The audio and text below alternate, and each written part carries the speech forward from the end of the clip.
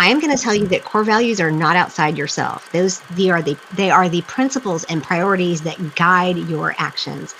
They are the foundational non-negotiables and convictions that you have that helps you navigate all the stuff outside of you. It helps you decide whether or not I can align with my company's values. It helps you know whether or not it's going to be a good fit for you, all while maintaining your own identity and authority and keeping that right at the forefront. When we do that, we present the best of ourselves to others and to the situation.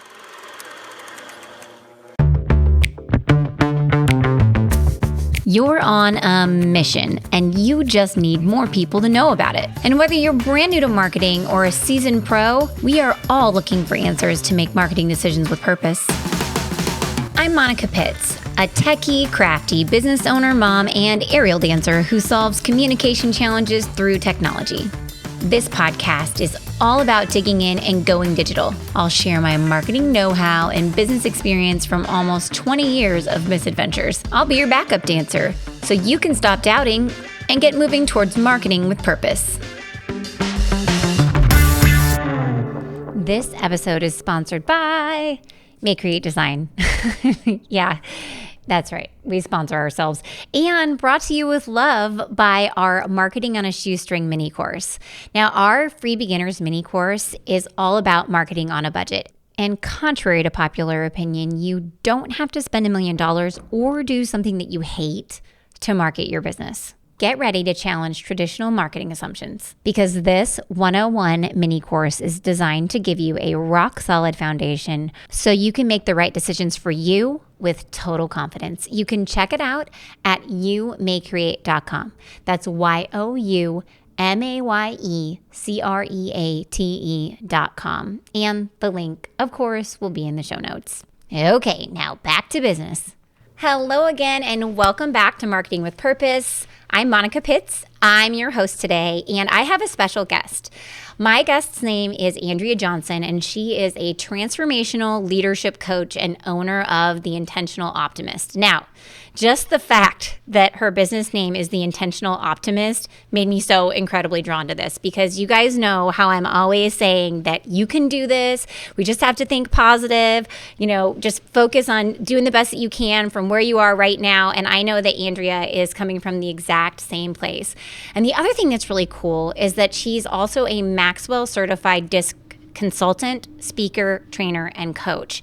And DISC is a really cool tool. We've talked about it a couple of times on this podcast, and the Make Create team uses it to intentionally talk back and forth within our team and also to communicate with our clients effectively in a way that they can really resonate. So today, Andrea is going to talk with us about how to use our core values to market from our own magnetism. Because Andrea, is it what you do or who you are that makes you a valuable and impactful leader or a fabulous marketer? Which one is it?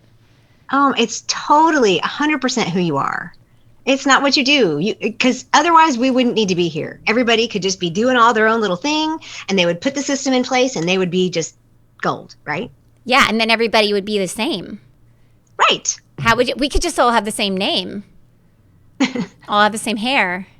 How would you tell any of us apart?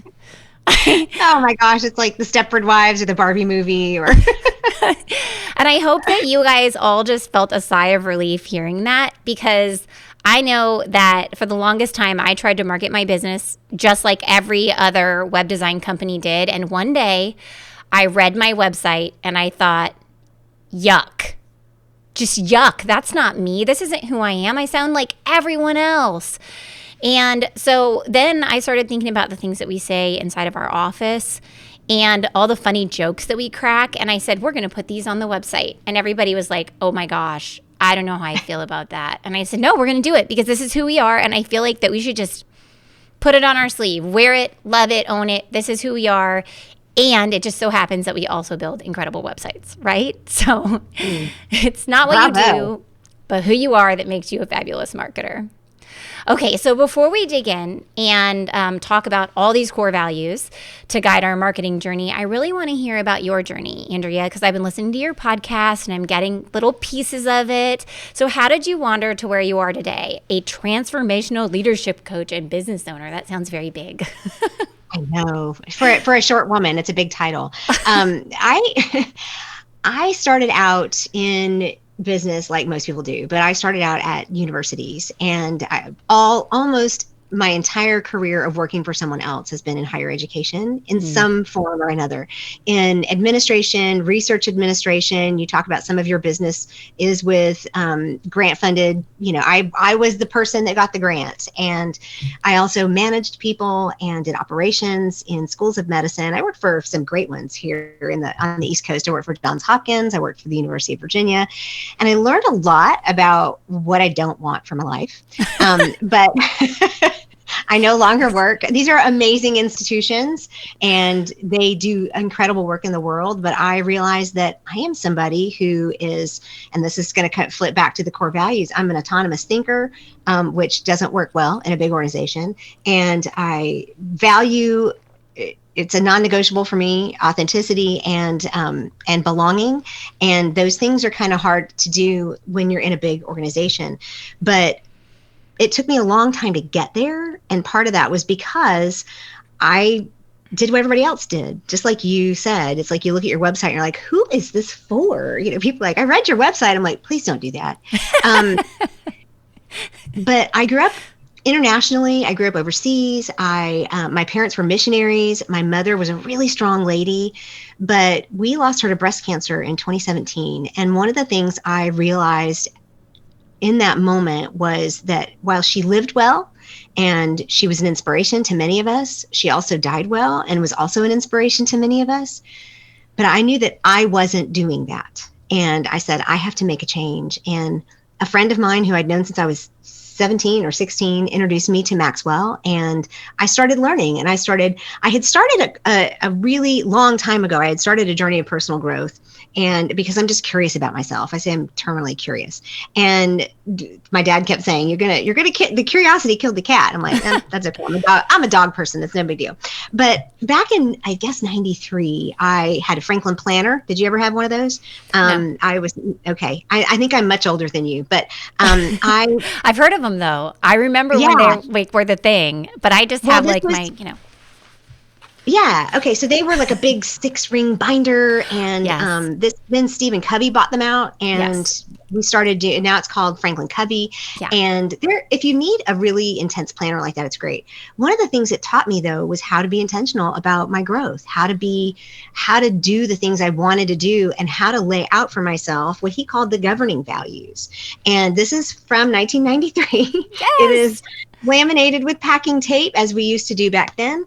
And the very top one was freedom for me. And I have learned about myself and dug deep to see how it's really more autonomy of thought or freedom of thought.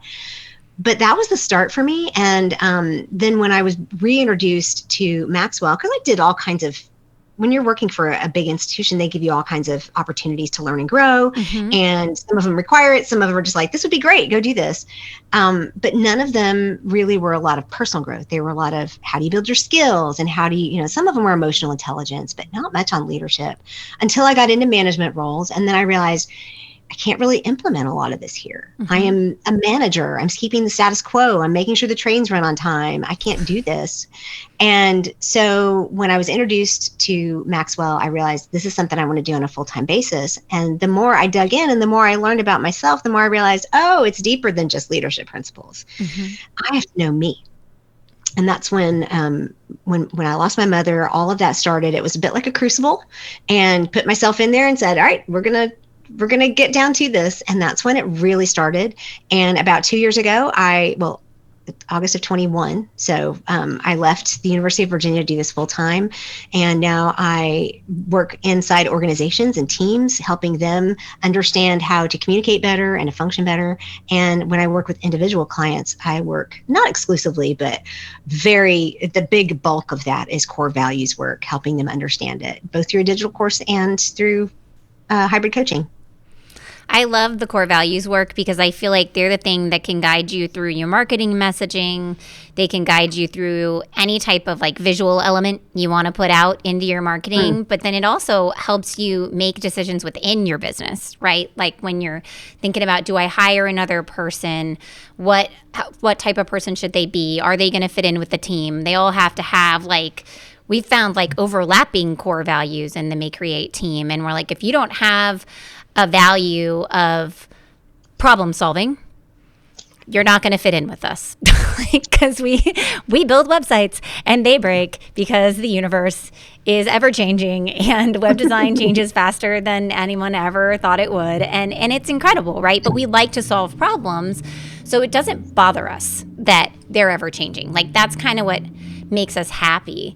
And I really love your top core value of freedom, because for us, it's actually creativity, which we like kind of equate to freedom, like the ability to solve a problem however you want, the ability to have whatever thought you want, and just the ability to like attack it from any angle with like outside the box, inside the box, whichever one is going to work right now. And so I feel like you call it freedom, we call it creativity, but I feel like it's the same thing, right? And so that's really cool that we have that in common. So clearly we understand what core values are because we're dorking out about it right now. So let's take a step back. Can you define for our audience like what core values are for those who don't know? Sure. I am one of those people who makes the distinction between core values and business values. And sometimes they overlap, but sometimes they don't. Mm-hmm. I am going to tell you that core values are not outside yourself. They are the principles and priorities that guide your actions. They are the foundational non-negotiables and convictions that you have that helps you navigate all the stuff outside of you. It helps you decide whether or not I can align with my company's values. Mm-hmm. It helps you know whether or not it's going to be a good fit for you, all while maintaining your own identity and authority and keeping that right at the forefront. When we do that, we present the best of ourselves to others and to the situation. So for my work and the definition that I do is I start with people's internal core values. And then if they're an entrepreneur or a small business owner, we then take those and say, well, how does that translate into my business? Mm-hmm. Because a lot of people, and when I do workshops, I just tell people straight up, if you tell me that family, faith, and freedom are your top 3 core values, I'm going to say, well, one of them might be, because everything else is kind of outside of you, or it's a belief system that you might change, because we don't like to think about that, but we change our beliefs. Mm-hmm. So core values are not family. My core values of belonging and authenticity and freedom of thought show up in my family in the sense that they understand that mama's going to think different. They understand that mama's going to think through whatever's going on there. Mm-hmm. And my husband knows not to say to me things like, wouldn't you agree that, right? He knows, don't say that. He knows. And it took me, when I figured that out, it's like, that's a boundary that I was able to set very simply mm-hmm. and say, let's do it differently. So now he says, what do you think about this? And then we have a conversation, but then I feel like I can be my authentic self and I belong and they belong. So that's a basic definition that how I work with core values, because a lot of people want to say, well, it's just my business values. I'm like, well, kind of, that's your mission and vision, you know? Mm-hmm. So hearing the way you talk about them, I think there's plenty of overlap in the way we talk about them. Yeah. And I actually had an employee ask me the other day, but what if I don't have all the core values of the company? And I was like, well, you don't have to have all the core values of the company. That's not how it works. But there are certain places where I feel like you're going to want to overlap with the core values of the company and the other people that you work with, or it will make the working situation itchy. Like it's not going to be super comfortable there. I went back to my former university and did like a kickoff for a training program for research administrators. Mm-hmm. And one of the people putting it together said, if you could tell them how to align their core values with ours, that'd be great. Yeah, no. Thank you for letting me know your bias in this particular situation. However, what I can do is help them see how they can still honor their core values. And I think that's a word I prefer using, because a lot of people think, well, if I don't line up, exactly and get on this, trajectory, then I'm not aligned. I don't think that's really what any of us are asking for. We're asking that our core values can be honored in a situation. For me, as a free thinker, always thinking outside the box, always looking for a new solution, always looking for something bigger and better, and telling my new staff members that this is a launch pad for you, not a landing pad, only to have the chief get real upset when they leave after 2 years, after I've grown them to leave. Yeah. That's a conflict, right? They need steady. They need something that's more reliable. They need dedication and commitment. And that's where they kind of can't be honored at the same time. And you might call that a misalignment, but I can say I want all those things, and I can say I align with that. But I think it's really more whether or not we can honor our core values. If a staff member can't honor a core value of the business of being creative, well, why are they wanting to do this anyway? Yeah.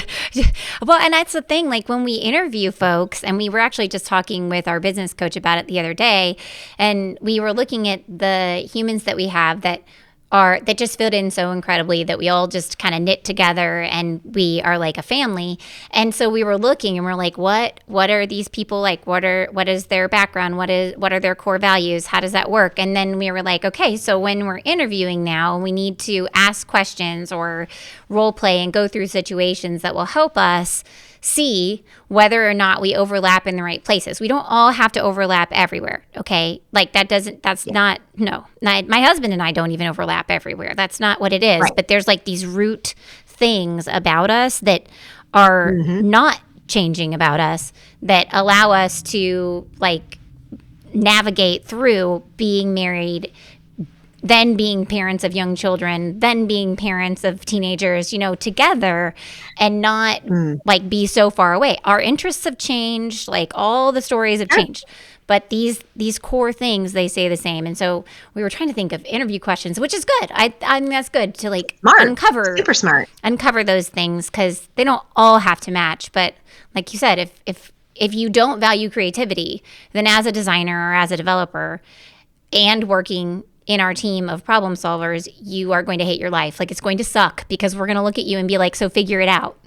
And you've got to like that. So problem solving, if you're not willing to get on board with that, then it may be that you have a curiosity as a core value, or you have, something like that actually enables you to align or to still honor that core value of problem solving. Then you're in it. That's in a great place. Yeah. They don't all have to be the same words. They can be a different word with a different definition. But as long as you say, oh, well, that's how this puzzle piece fits in, you're in great shape. Yeah. And this is how we did our goals this year, actually. We started with our core values, smart. And then we then we set our goals, and then we had to match our goals back to our core values and like draw lines between them to make sure that like the goal that we had set actually made sense based on the core values that we had set earlier in the day. And it was really cool. And a lot of people, like I said, had overlapping core values, but we just called them different words. And it was really incredible to hear everybody's words, because I was like, oh my gosh, maybe I like that word better than my word. But luckily, it meant the same thing. And so... Oh, awesome. I love this. This makes my heart very happy. I made a picture. It's now the background on my monitor. Like... Smart. This time I'm trying to guide myself. Yeah. So I now, I'm telling the story of how Make Create uses our core values to set our goals and work together as a team. But core values also are, understanding them are also the key to having the impact that you desire in your life and your business and your community. And that's one thing that you work with people on. So how does knowing your core values help you like move in the right direction to get the results that you want out of the activities that you're doing in your life? Well, I think we touched on it a little bit already with this whole, that's not me, right? I spent all this time realizing, in a career and moving up and doing the right thing and realizing that's not the life I want to live. That's not these are not the principles that are important to me. I actually took a job once and promised that I would start a master's, an MBA program within 6 months of doing it. Because we all have these lies that we tell ourselves. If we work harder, if we work more hours, then I'll get the recognition I need and I'll find the fulfillment I'm looking for. No, you'll just get bitter. And you'll have a bad attitude. I nearly got fired from my first job for that. So it was like, you need to come in at 8 and leave at 5. But the other one is we think we need to get all these degrees or certifications. And if you look at my resume, I got plenty of them certifications. And I even did the one for research administration where you have to know all the NIH guidelines, and it's just terrible, these federal things. But because for somebody who details are not my thing, it was really a challenge. But we tell ourselves that, and then we realize this is not the path I wanted to be on. Why did I promise that? Because we're constantly thinking that some kind of success is for us out there, but it's outside of us. And it's, so we're doing all these other things. So what we want to do is move from putting other people's principles and priorities to define our own leadership style, because we do that too. We say, well, what are the leadership principles I need to lead with? And I'm a Maxwell person. He's got some great leadership principles, but if you don't know you can't implement them. Principles are for implementation of what you already have, right? So when you know who you really are, then it becomes sustainable. Then you can actually say, oh, well, I can implement that principle here and here and here. It gives you the authority to act within your own convictions. When you know who you are, you don't have to apologize anymore. I just got finished talking with another podcaster about how we apologize for our boundaries. Why?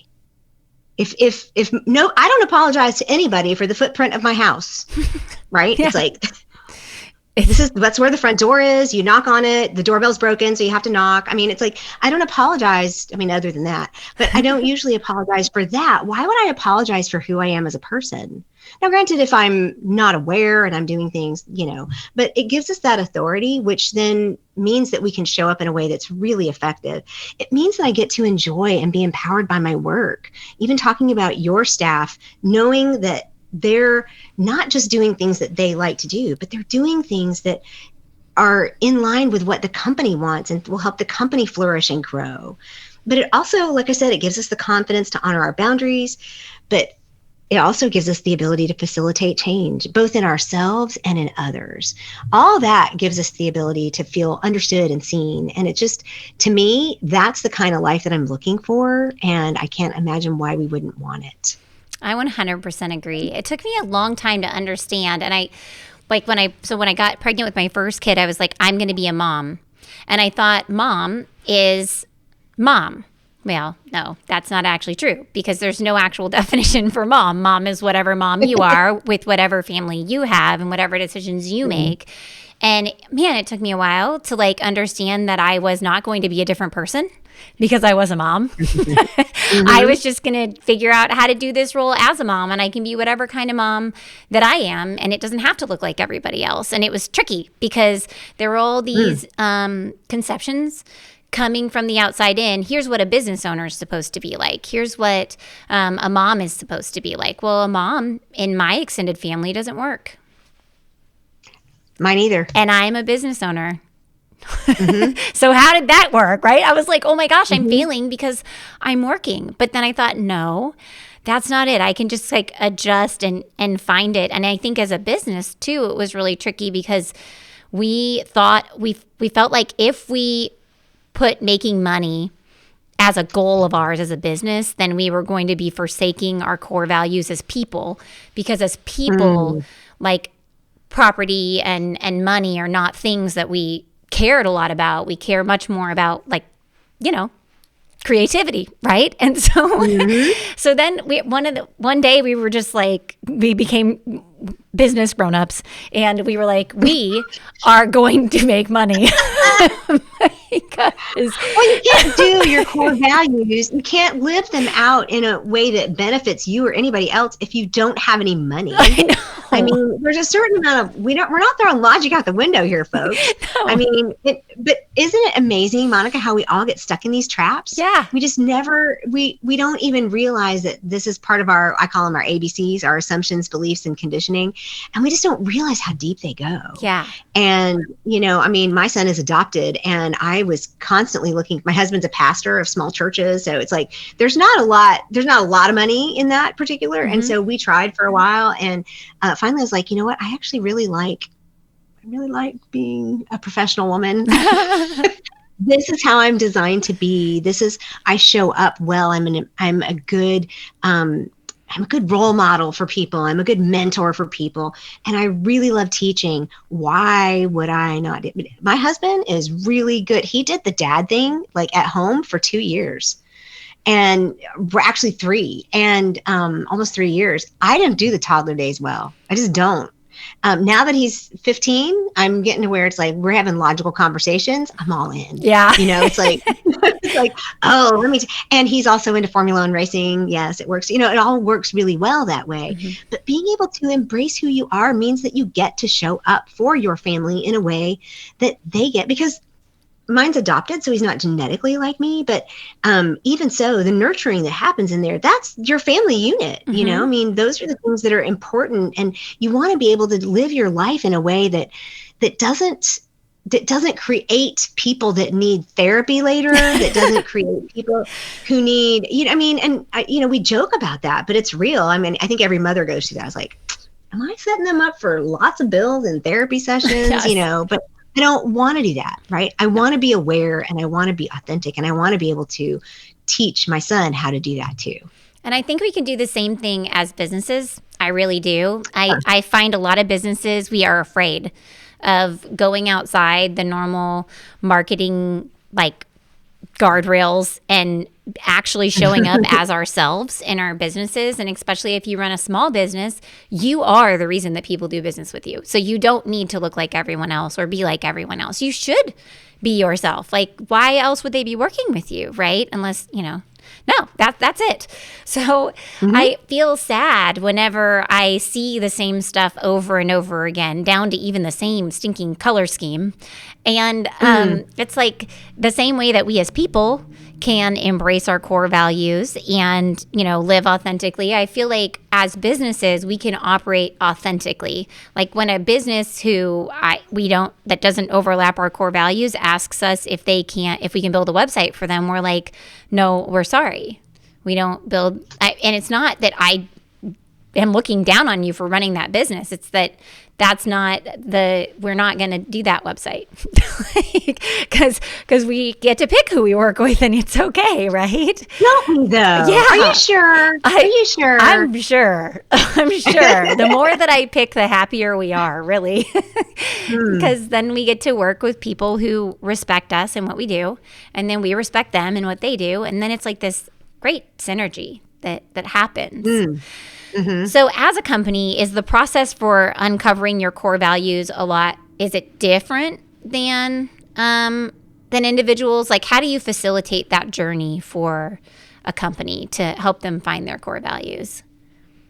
Well, I've never actually done that particular process, but I have done it inside of teams. Okay. Where I started with the manager of the team, and they did their core values, and we got them pretty set and pretty solid. And it just started out of the blue. It's really, you got something good when your customer or your client actually takes it and says, can we do this with it, and multiplies it? Yeah. Then you're like, I get cold chills thinking about it.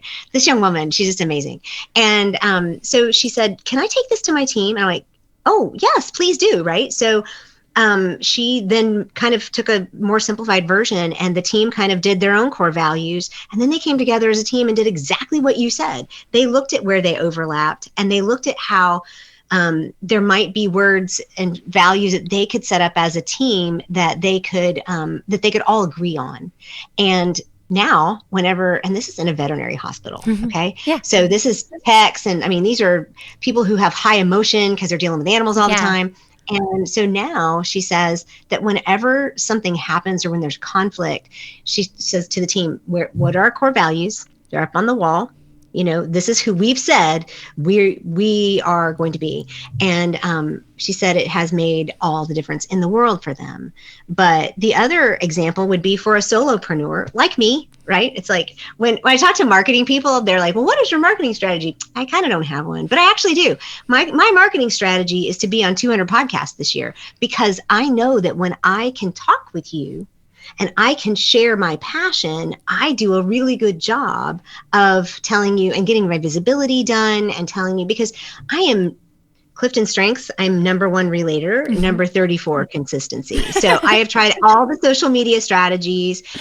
We do have a podcast stuff that goes out on a regular basis, and I might go for 2 months before I post something else, right? Yeah. But even though there's the podcast stuff out there, but I know myself, and it is more important for me to be authentic than to be consistent social media wise. Yeah. Now, when I get to a place where I feel like I can hire somebody to handle all that, I see the value in it. It's just, this is where I am right now. And I know that this is, as a business, this is what I can do. And I was just telling my husband in the break between interviews today, I said, I feel like I woke up this morning, I thought, I think this might be sustainable for me, which means, going back to what I said in the definition, it's sustainable practices, right? It's implementing those things in a sustainable way. But I did have one client who took her core values, and though she's a solopreneur, she took them and she redefined them and put them into statements that became her mission and vision. And that's another way that companies can use them, especially if you're a small company. Maybe you have a part-time, maybe you're like me and you have like a couple of friends that help you out,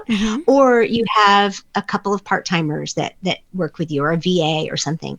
You can roll them out that way in a mission and vision statement that makes it very clear this is what you stand for as a company. I think you can also use them to edit. I know that's going to sound strange, but like if you go out, if you know what your core values are, you like write them down on a piece of paper so you can see it there, like really understand what they are.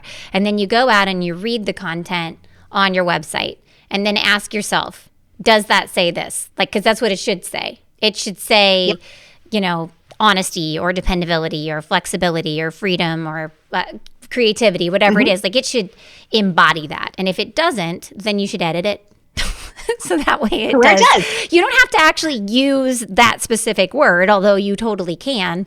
And I have a lot of clients too that use it, especially on their careers page, because they're trying to recruit team members and they want to bring in people that understand that they really value their employees and their staff, and that staff is actually one of the most important assets that these people have as a company, that they see that.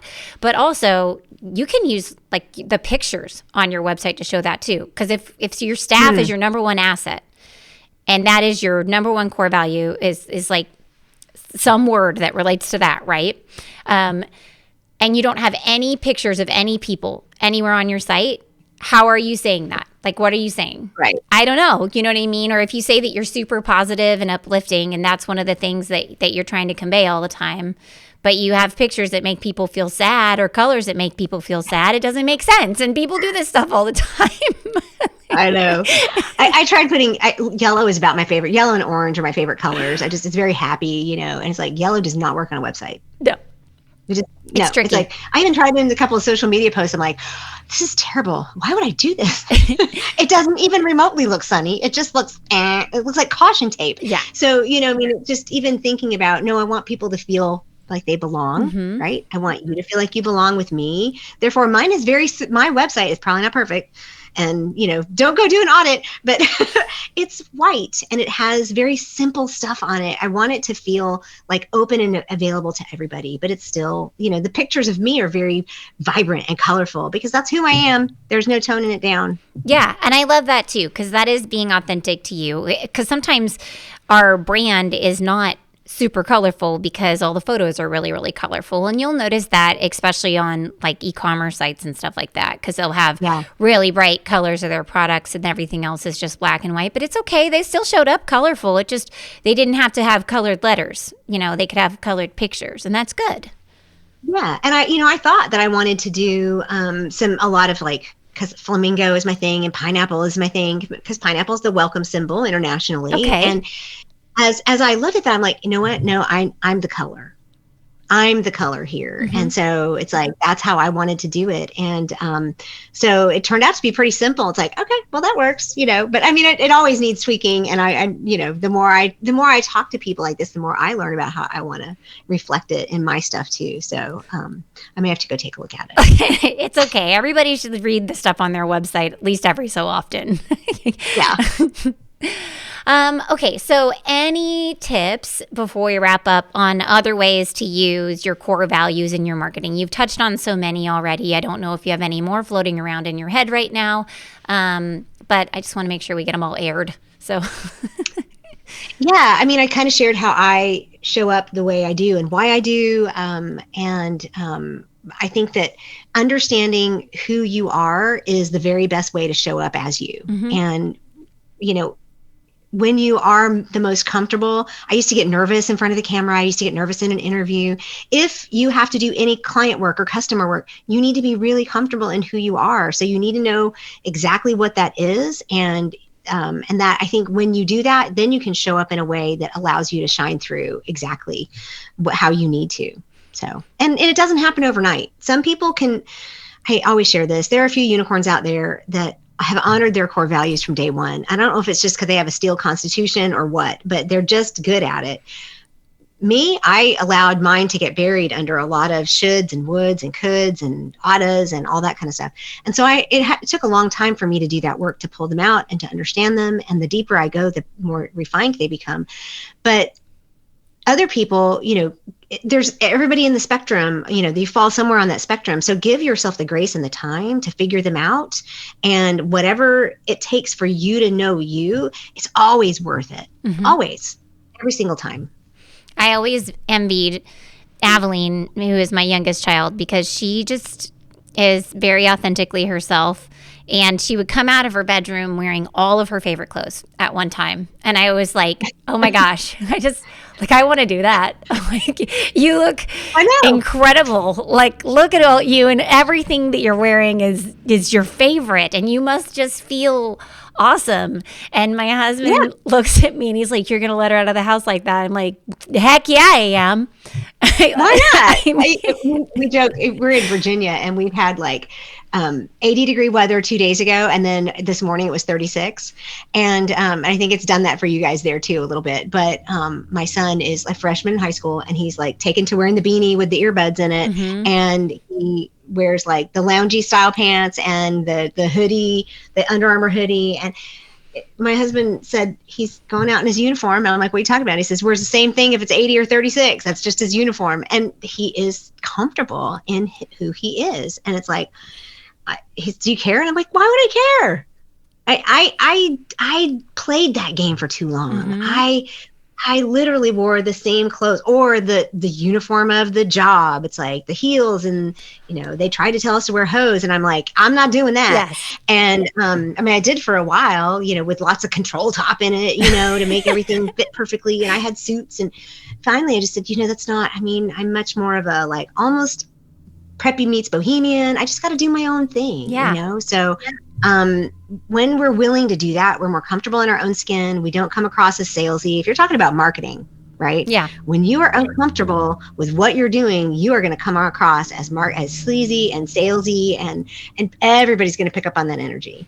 And so the more I do just me, the better it gets. I agree. But it's weird because I love that you're talking about the baby steps, because I don't know how many years ago it was, 6, 7, where we were like, we're not going to dress up anymore to come to work because it doesn't make sense. All of our clients show up in hoodies and, T-shirts, and that's what they wear to work. And that's great because that's them, right? And we love it. And we never think anything of it.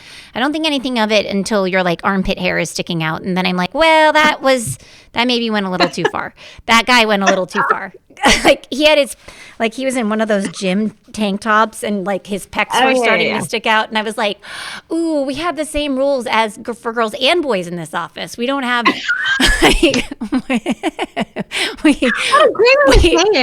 we all cover up our boobs in here. It makes everyone uncomfortable when they're hanging out. Oh my God. But then it was just awesome. last year that Stacy and I got rid of our dress clothes. We had them. We kept them. And I could not let go of them. And then finally, I just packed them all up and took them to Goodwill. I felt like I had to get permission from my husband. I was like, Mike, and it wasn't like permission, but it was like emotionally, right? I was like, Mike, I am getting rid of all my dress clothes, but what happens if I need a suit? And he looked at me and he goes, baby, if you need a suit, we need to buy you a new one because you don't even need to wear that thing that's hanging in that closet for all those years. That was from like when you did the Fair Queen pageant at age 18. You're 44. Like, this is ridiculous. He's like, we'll just get you a new suit. You deserve it. If you need one, you deserve a new one. And I was like, thank you. And that's great. Off to Goodwill they went. And it was all... Well, and I was thinking that I had to have certain types of professional looking clothes to speak at chambers. And because I do not just podcasts, but I do networking and I do local free workshops. Me too. Because I just do better that way. And I don't need to have like an ad campaign running if I'm doing that because that's authentic to me. Yeah. But I also realized I can show up in, like I did this last week, in a bright orange palazzo capris and a bohemian shirt and joke about being an eye on the disc and being able to like kick my foot up and go, see, we wear orange pants. Yeah. And it made it so much more real. It made it, and everybody loved it. And people showed up in like, their little labeled whatever, I call them golf shirts, and the branded stuff or something. And nobody's wearing stuff like that anymore. Yeah. Unless you're in New York on suits, you know, I mean, or a banker and that kind of thing. Or is my husband a pastor, Yeah. He gets to wear a suit every so often, but it just it's not worth it to not be you. It's just not. I mean, it kills your authenticity. It kills your impact. It's just, don't do it. Just stop it. I wore a bright purple shirt and knee-high cowboy boots to my talk last Friday. I was like, if you don't like my knee-high cowboy boots or my bright purple shirt, don't invite me back. But everybody in the audience was not my customer. Leggings and sweatshirts, and I'm like, it doesn't matter. Yeah. Like, everybody's so laid back. If I showed up in a suit, would you even trust me? You might not even trust me. I wouldn't trust myself because that's not who I am. I'm a dork now. Okay, so I know that you have an activity in your marketing that works really, really well for you, and you will never stop doing it. You actually alluded to it earlier, and it aligns with your core values. So if there's one thing that you would never give up doing in your marketing, what would it be? Interviews. I just will not. And part of it is I just like talking to people. Yeah.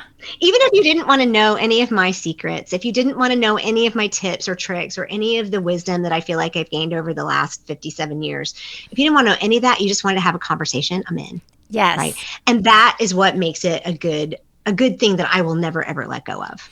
Well, and it aligns that your strengths are aligning with your assets, and that is what you should build your plan around, is the thing that you are good at. You shouldn't hate your marketing. And if you do, you should do something else. Yes. Agreed. So now I have permission from you. Yeah. I'm giving everyone permission today. So how can people connect with you? I am the intentional optimist, and you can find me. If you put that in Google, there's not many that are going to show up. It's me pretty much. And I will respond to Andrea at theintentionaloptimist.com. I will respond on LinkedIn and Instagram to DMs, and don't spam me, but I will respond to those because that's where I spend most of my time. If you message me on Facebook, I may or may not see it for 3 weeks. Facebook is a whole different world, and it's mostly for my personal stuff. Yeah. But, you can find me on YouTube. You can find me at a podcast, Stand Tall and Own It. But I'm the intentional optimist. You can find me. And I've really enjoyed your podcast. Recently, you've been talking about all kinds of different communication and like personality, like systems and tools. Yeah. And it's been really fun. So friends, if you're interested in anything from Enneagram to DISC, there was another one too that you talked about.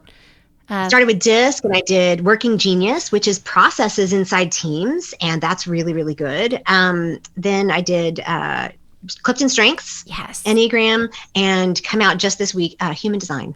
I love it. I love it. So it's like a complete resource for figuring out this stuff. And it's really nice. Well, these are my coaches and stuff. So because it's free and you can listen to it. Yeah. And I know Andrea gives books that you can read to supplement the information. So it's like a great place to start. It's like a launch pad for figuring out how it all comes together. So yeah, I'm liking it. I'm like writing down the books. I'm like, this one, my team's going to read this one.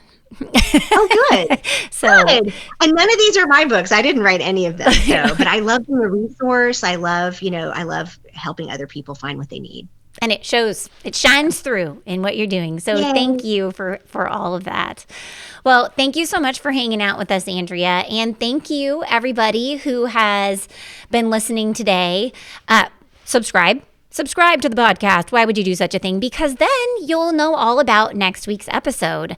And we are going from big picture to very detail oriented in the next episode. And then my next episode, we're going to talk about how to create a QR code for your business card in 2 easy ways. Yes, talk about actionable. And you'll have videos that show you how to do it. Because, man, I went to a trade show the other day and I have a pile of business cards and I realized that half of them don't have the right information on them and that and people are really confused about how QR codes work. So, I mean, you know how to use it with your phone, but setting it up and getting getting it set up the right way so it'll last forever is important because we don't want to reprint everything all the time. So that's what we're talking about next week. I have them on my business card. Yes, you did. Okay, look at you. I even have them on my slide decks when I do for people to get something for like a free download or something. That's where I use them. Man, y'all come back. I should have them on my slide deck just for people to download the slide deck. Because they're always like, are we going to get a copy of these? You know? Yeah. This thing I did last week with the orange pants, one of my downloads is a disc cheat sheet that gives them like even how to do it with your kids under the age of 10. Oh. And as soon as I said that, 4 people like whipped out their phones. Give me that cheat sheet. I'm just like, okay, I won't change the slide. Because I am guessing my kids' disc right now. But man, I'm so glad that I know all that I know about communication because it makes it much easier to manage expectations and clearly communicate with my children so that way they can grow up to be functional, well-adjusted adults. It's all I want. Okay, so thank you once again for joining us. Subscribe to the podcast. And before I let you go, I want to give one more shout out to our MayCreate resource sponsor. Marketing on a Shoestring. It is the free beginner's mini course to marketing on a budget. It lays the foundation of creating the right messaging to connect with your potential customer and prime them to buy. It unlocks the 4-part framework for making confident, budget-conscious marketing decisions so you can stop second-guessing and get a clear path forward. And it outlines the highest converting tactics that I know of for new marketers so you don't have to waste time on strategies that will never reach your goals. Hop on over to youmaycreate.com for instant access. That's YOUMAYECREATE.com.